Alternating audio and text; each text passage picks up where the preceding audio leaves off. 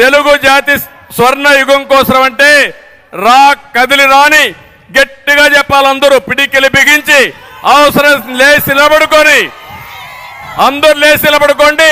గట్టిగా చెప్పాలి. పిడికిలి బిగించి చెప్పాలి. తెలుగు జాతి స్వర్ణ యుగం కోసం ఇంకా గట్టిగా చెప్పాలి. ప్రతి ఒక్కరి గుండెల్ని కదిలించే పరిస్థితి రావాలి. తెలుగు జాతి స్వర్ణ యుగం కోసం,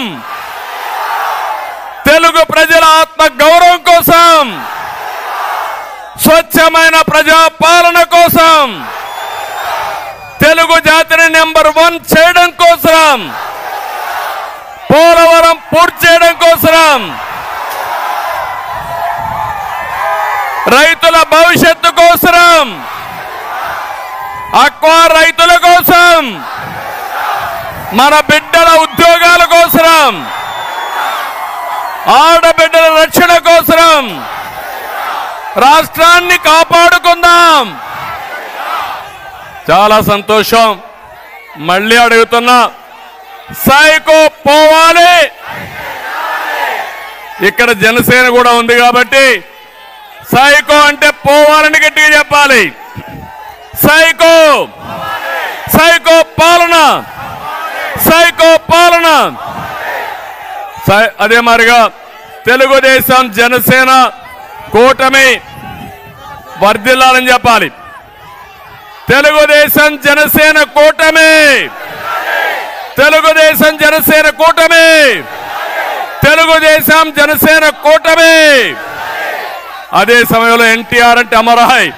ఎన్టీఆర్, ఎన్టీఆర్, ఎన్టీఆర్. తమ్ముళ్ళు మళ్ళా గుర్తు చేస్తున్నా, మొన్ననే క్రిస్మస్ చేసుకున్నాం, నిన్ననే నూతన సంవత్సరాన్ని మనం సెలబ్రేట్ చేసుకున్నాం.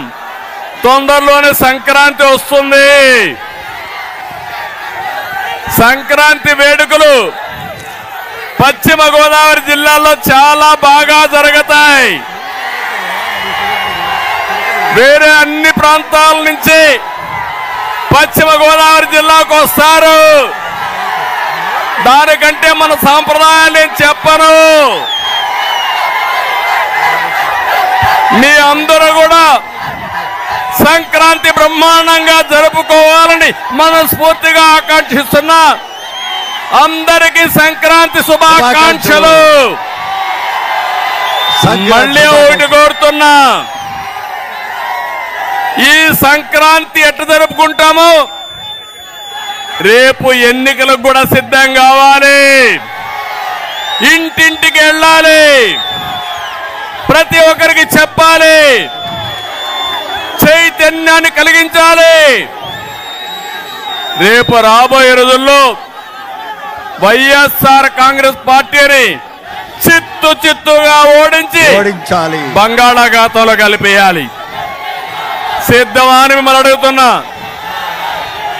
అది చేసి ఈ రాష్ట్రాన్ని కాపాడుకోవడానికి ముందుకు రావాల్సిందిగా మరొక్కసారి అందరినీ కోరుకుంటూ చేస్తారని చెప్పి ఆశిస్తూ, ఈరోజు నేను ఇక్కడికి వచ్చినప్పుడు మీరు చూపించిన అభిమానానికి పేరు పేరున అందరికి కూడా మనస్ఫూర్తిగా నమస్కారాలు.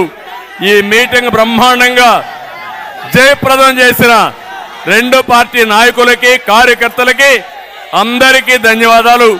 Thank you. అందరికీ నమస్కారాలు. జై హింద్.